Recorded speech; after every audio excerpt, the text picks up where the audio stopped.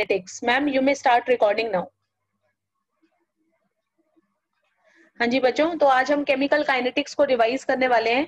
तो chemical kinetics की revision के लिए सबसे पहले जो आपको पता होना चाहिए वो है रेट ऑफ रिएक्शन क्या चीज होती है। What is rate of reaction? It is the change in concentration of reactant और product with respect to time. ठीक है, तो ग्राफिकली अगर आप इसको दिखाओगे, इसको रिप्रेजेंट करोगे तो ये कुछ इस तरीके से जाएगा। वाई एक्सिस के ऊपर आप कंसंट्रेशन दिखाएंगे, रिएक्टेंट की और प्रोडक्ट की, दोनों की, किसी की भी दिखा सकते हैं। और जो आपकी एक्स एक्सिस है इसके ऊपर हम टाइम को प्लॉट करते हैं। तो जो ग्राफ रिएक्टेंट का जाता है वो तो इस तरह से एक कर्व आती है कि डिक्रीज होती जा रही है, और जो आपकी प्रोडक्ट्स है वो प्रोडक्ट 0 से शुरू होते हैं, it will go on like this, यानी प्रोडक्ट की कंसंट्रेशन बढ़ती जाती है, ठीक है, और रिएक्टेंट की कंसंट्रेशन कम होती जाती है। सो this is showing the rate of reaction change in concentration of reactant और product with respect to time। फिर यहाँ से पता होने चाहिए इसके यूनिट्स होंगे मोल, लीटर इनवर्स, सेकेंड इनवर्स या टाइम इनवर्स आप लिख सकते हो। इसकी बजाय अगर आपने कंसंट्रेशन को रिएक्टेंट या प्रोडक्ट्स को गैसियस स्टेट में लिया हुआ है तो एटमॉस्फेयर सेकेंड इनवर्स या फिर बार सेकेंड इनवर्स, इस तरह की भी किसी भी यूनिट को यूज किया जा सकता है। Rate of reaction are of two types. What are the two types of rate of reaction? Instantaneous rate and average rate. Instantaneous rate मतलब एक पर्टिकुलर इंस्टेंट के ऊपर, एक पर्टिकुलर टाइम पर जब हम रेट ऑफ रिएक्शन को नोट करते हैं, that is instantaneous rate and it is represented by D of dt। ये कंसंट्रेशन का चेंज रिएक्टेंट या प्रोडक्ट बाय dt। और एवरेज जो रेट होता है उसको डेल्टा से रिप्रेजेंट करते हैं, delta of change in concentration upon delta t। Delta is showing the big change, d is showing instantaneous change या very very small time, very very small change. ठीक है, इंस्टेंटेनियस रेट और average rate को graphically कैसे calculate कर सकते हैं? Instantaneous rate को निकालने के लिए पॉइंट ऑफ टाइम पे, जैसे मुझे ये टाइम है, इसके ऊपर अगर मुझे रेट को डिटरमाइन करना है तो दोनों ग्राफ में से किसी भी ग्राफ के ऊपर मैं वो पॉइंट प्लॉट करूंगी और प्लॉट करने के बाद यहाँ पर एक टेंजेंट ड्रॉ करूंगी। ठीक है, ये जो टेंजेंट एक्स एक्सिस पे और वाई एक्सिस के ऊपर जहां पर भी कट करेगा, अपने इंटरसेप्ट्स बनाएगा, वहीं से ही मैं कैलकुलेट कर लूंगी जो इसका जो स्लोप होगा, slope of this tangent which is equal to p by b, perpendicular by base, y axis का इंटरसेप्ट अपॉन x एक्सिस का intercept, this is equal to instantaneous rate. ठीक है, और अगर मुझे एवरेज रेट निकालना है तो फिर दो टाइम्स में होता है वो, जैसे एक आपका टाइम t1 है, दूसरा टाइम है t2। तो t1 और t2 के लिए ये जो आपका कोई भी जो ग्राफ है, अगर सपोज मैं प्रोडक्ट वाले पे ले रही हूँ तो t1 और t2 को मैं यहाँ प्लॉट करूंगी और इन्हीं दोनों के अकॉर्डिंगली जो कंसंट्रेशंस है उन कंसंट्रेशंस को यहाँ से डिटरमाइन कर लूंगी। जैसे जो t1 था उसके लिए कंसंट्रेशन हो गई आपकी c1 और जो t2 टाइम है उसके लिए कंसंट्रेशन हो गई c2। And then from the formula C2 minus C1 upon T2 minus T1, I will calculate the average rate। तो दोनों रेट्स को कैलकुलेट करने की जो मेथडोलॉजी है वो डिफरेंट है। ठीक है, उनको अलग तरीके से लिखा भी जाता है, रिप्रेजेंटेशन भी अलग है और उनको कैलकुलेट करने का मेथड भी अलग है। Slope of tangent will give you instantaneous rate rather and C2 minus C1 upon T2 minus T1, this will give you the average rate। Understood? अच्छा जी, इसके बाद जब हम रेट ऑफ रिएक्शन को रिप्रेजेंट करते हैं तो रेट ऑफ रिएक्शन को रिप्रेजेंट करने के लिए डिपेंड करता है कि आप उसको रिएक्टेंट की टर्म्स में रिप्रेजेंट कर रहे हो या प्रोडक्ट की टर्म्स में। So representing rate of reaction in terms of reactant and product. जब भी हम रिएक्टेंट के टर्म्स में रिप्रेजेंट करते हैं, चाहे वो इंस्टेंटेनियस हो चाहे वो एवरेज रेट हो, हमेशा जो कंसंट्रेशन रिएक्टेंट की आप लिखोगे, ठीक है, मैं जैसे इसको डी लिख रही हूं अगर स्मॉल चेंज के लिए, तो मुझे यहाँ एक नेगेटिव साइन लिखना पड़ेगा. Why negative sign? Because concentration of reactants decreases with time. Time के साथ साथ कंसंट्रेशन रिएक्टेंट की, किसकी? रिएक्टेंट की कम होती जाती है. हेंस dr यानी which is equal to final concentration minus initial concentration will be negative, but speed या फिर rate can not be negative. लेकिन जो स्पीड है वो एक स्केलर क्वांटिटी होती है, रेट ऑफ रिएक्शन एक स्केलर क्वांटिटी है, cannot be negative. So we have to multiply a negative sign, we have to add a negative sign by our side. इसलिए हमें अपनी तरफ से एक नेगेटिव साइन लगाना पड़ता है ताकि हम इस नेगेटिव को पॉजिटिव बना सकें. बात समझ में आ गई? इंपॉर्टेंट क्वेश्चन है ये, कॉन्सेप्चुअल क्वेश्चन है कि जब रिएक्टेंट के टर्म्स में रेट को रिप्रेजेंट करते हैं तो why a negative sign is there. So this is because the concentration of reactant decreases with time. ठीक है, it means that the difference in the concentration of reactant will be negative value. The rate of reaction cannot be negative, so we have to introduce a negative sign by ourselves so that the overall rate of reaction must be positive. Clear? जब products के terms में लिखते हैं तो इसको simply लिखा जाता है d of p upon dt. अब इसी रिप्रेजेंटेशन को अगर आपको किसी जनरल रिएक्शन को दिया हुआ है, उस रिएक्शन के लिए हर एक रिएक्टेंट और हर एक प्रोडक्ट के टर्म्स में भी आप रेट को रिप्रेजेंट कर सकते हैं. Let's see how it will be done. Like I am taking an example of first of all a simple reaction से PCl5 gives PCl3 and Cl2. Although ये सभी गैसेस हैं, तो चाहे तो मैं गैसेस की फॉर्म में भी लिख सकती हूँ, यानी कंसंट्रेशन की बजाय मैं प्रेशर भी लिख सकती हूँ. लेकिन अभी क्योंकि हम कंसंट्रेशन ही पढ़ रहे हैं तो मैं उसी के टर्म्स में आपको लिख के बता रही हूँ.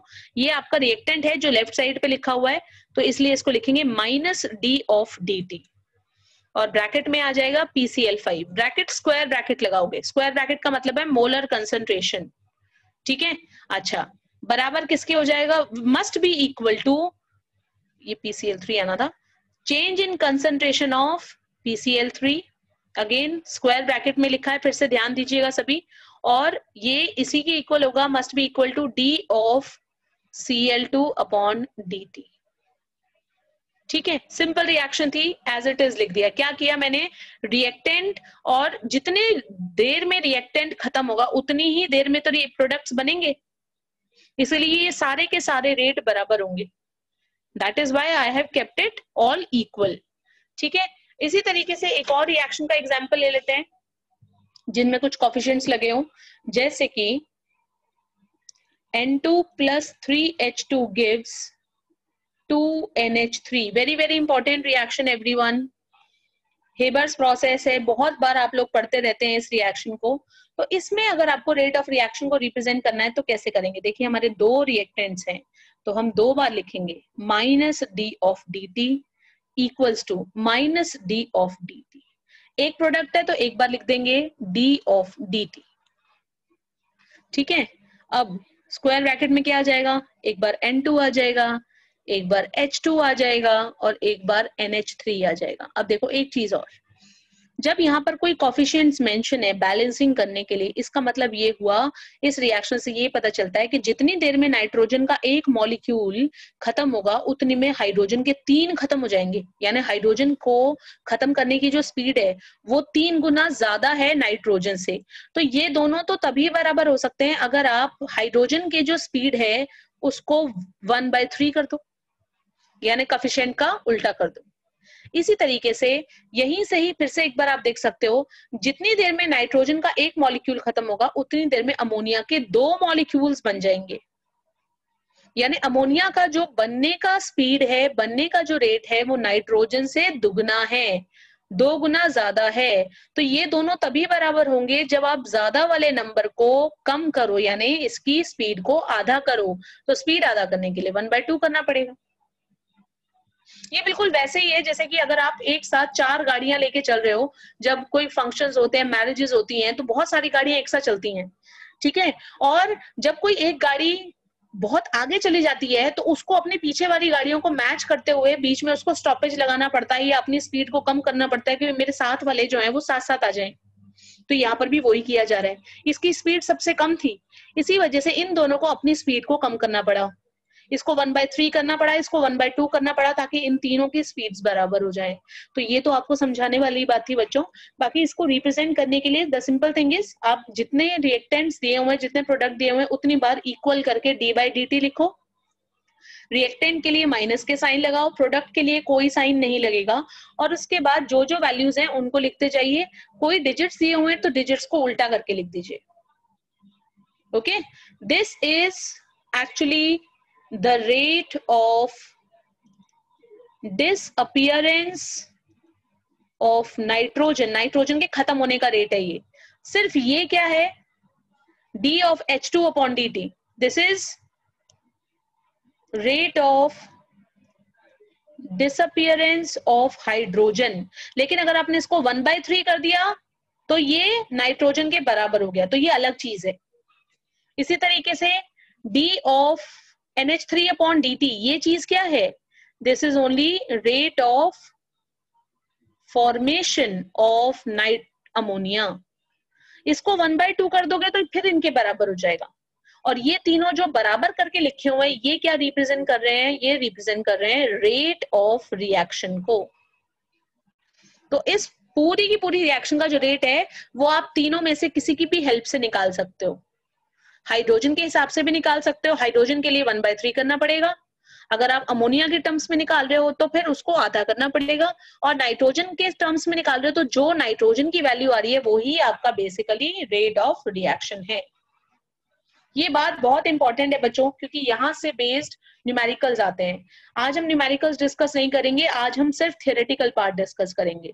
कल जब आपका केमिकल काइनेटिक्स का रिवीजन होगा तो नेक्स्ट लेक्चर में फिर हम उसके न्यूमेरिकल पार्ट्स को डिस्कस करेंगे, ठीक है? तो ये हो गया, यहाँ पर आपका फर्स्ट पार्ट थ्योरी का कंप्लीट हो जाता है। इसके बाद आते हैं factors affecting rate of reaction, concentration, temperature, pressure, ठीक है, catalyst, surface area, nature, light, ये सब फैक्टर्स हैं।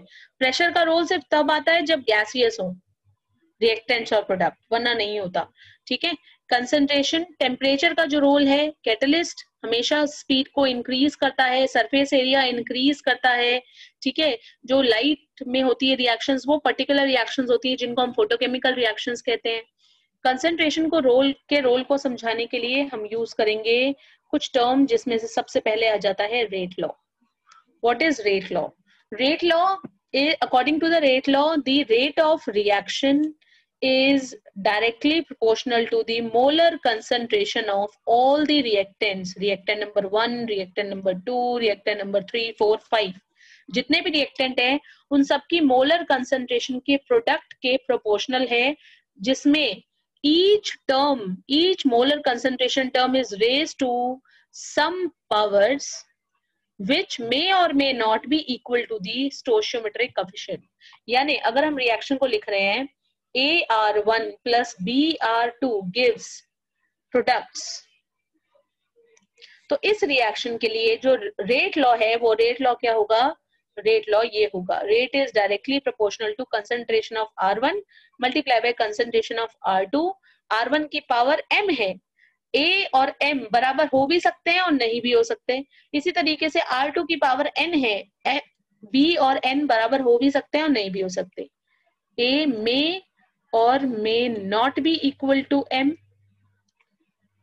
similarly B may or may not be equal to n। Clear? Order, sum of powers by which concentration terms are raised in rate law rate law में concentration terms की जो powers हैं उनके सम को कहा जाता है order. m plus n is order of reaction. Clear? Order can be 0, 1, 2, 1/2, negative, etc. कुछ भी हो सकता है. 0 भी हो सकता है, फ्रैक्शनल भी हो सकता है, नेगेटिव भी हो सकता है. जब ऑर्डर 0 होगा तो उसको 0 ऑर्डर कहेंगे. फर्स्ट के लिए फर्स्ट ऑर्डर रिएक्शन कहेंगे. सेकंड होगा तो सेकंड ऑर्डर रिएक्शन कहेंगे. अगर आधा 3/2 ऐसे है तो उसको फ्रैक्शनल ऑर्डर कहेंगे. और नेगेटिव है तो उसको नेगेटिव ऑर्डर कहेंगे. ठीक है, क्लियर हो गया? हाँ जी. फिर एक यहां से बड़ा इंपॉर्टेंट क्वेश्चन बनता है बच्चों, वो है ऑर्डर एंड मॉलिक्यूलैरिटी में difference. Molecularity is this: number of molecules which are reacting, which are colliding actually with each other, ठीक है, to form the products. Order, already defined, is the sum of power by which concentration terms are raised in the rate law. Order is totally experimental quantity. Molecularity is totally theoretical value. ठीक है, ये हम balancing करने के बाद निकालते हैं. इसका बैलेंसिंग से कोई लेना देना नहीं है, एक्सपेरिमेंटल है ये. Order can be 0, can be fractional, can be negative. Molecularity cannot be 0, cannot be fractional, cannot be negative. ये होगा इसके point of differences. ठीक है जी, clear? What is pseudo unimolecular reaction? क्या होती है?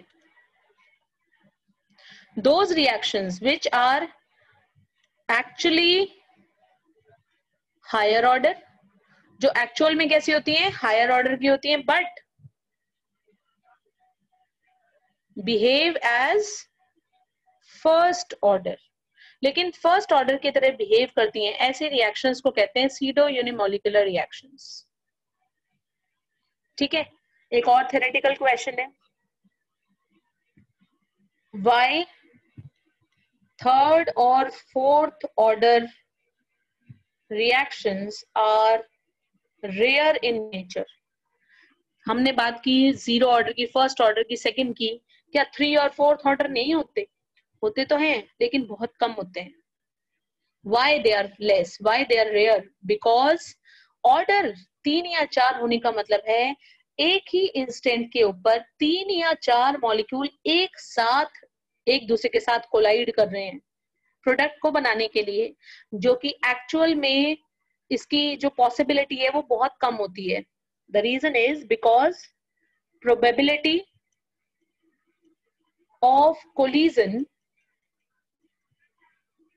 of 3 or 4 molecules simultaneously की बजाय आप चाहें तो at the same time भी लिख सकते हो. ठीक है, 3 or 4 molecules simultaneously is very less. Probability जो है कोलिजन की, 3 या 4 मॉलिक्यूल एक साथ कोलाइड कर जाएं, इसकी प्रोबेबिलिटी बहुत कम होती है. इसी वजह से 3 और 4th ऑर्डर की रिएक्शंस भी बहुत कम होती है. ठीक है, इसके बाद जो बाकी सारी चीजें हैं वो न्यूमेरिकल बेस्ड आती हैं, यानी कि क्वेश्चंस जो आएंगे जैसे कि हाफ लाइफ या फिर एवरेज लाइफ या फिर रेडियो एक्टिव डिसइंटीग्रेशन में एवरेज लाइफ को कैलकुलेट करना, वो सब न्यूमेरिकल्स हैं. तो वो हम न्यूमेरिकल जब हम डिस्कस करेंगे, कल हम नेक्स्ट लेक्चर में केमिकल काइनेटिक्स के डिस्कस करेंगे, तब हम उन चीजों को देखेंगे. ठीक है जी, मैम प्लीज स्टॉप रिकॉर्डिंग.